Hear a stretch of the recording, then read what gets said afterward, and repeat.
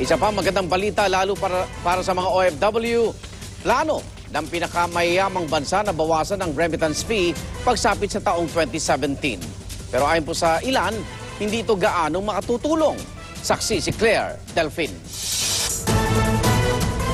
Perang pinaghirapan, makakaltasan pa. Masiguro lang na ligtas itong makararating sa mga kaanak gamit ang mga remittance service. Pamilyar na raw dyan ang maraming Pinoy abroad o kahit yung mga nasa Pilipinas na tulad na lang ni Peter. Every padala po natin is about 300 pesos converted dito.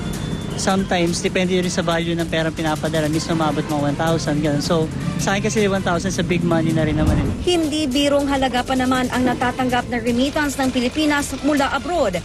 $25 billion o mahigit 1 trillion pesos noong 2013 ayon sa World Bank. Paano kaya kung ang pagpapadala ng pera mula sa ibang bansa magmura?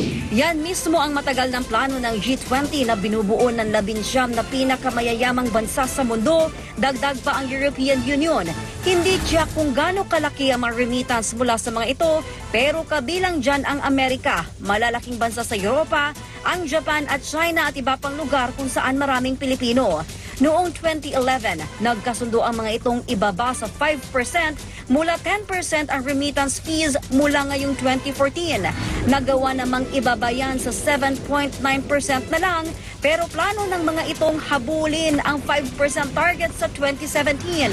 Good news yan, hindi lang sa mga OFW, kundi sa Pilipinas na ikatlo sa mga bansang may pinakamalaking natatanggap na remittance. Katunayan, mahigit 8% ng kabuuang kita ng mga produkto at serbisyo sa bansa o GDP ay galing sa mga remittance. Bukod pa yan sa hindi direktang tulong sa ekonomiya.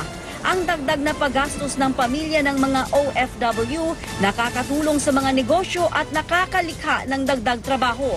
We continue to see it as a very steady source of foreign exchange, a very important safety valve against the vicissitudes, if you will, or the vagaries of international finance. So, and the reduction in remittances, to speak to your question, is actually should be a positive development.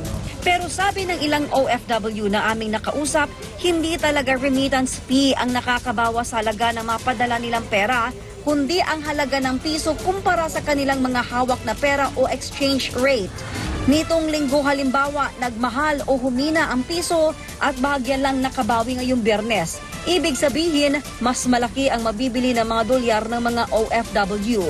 Ako si Claire Delfin, ang inyong saksi.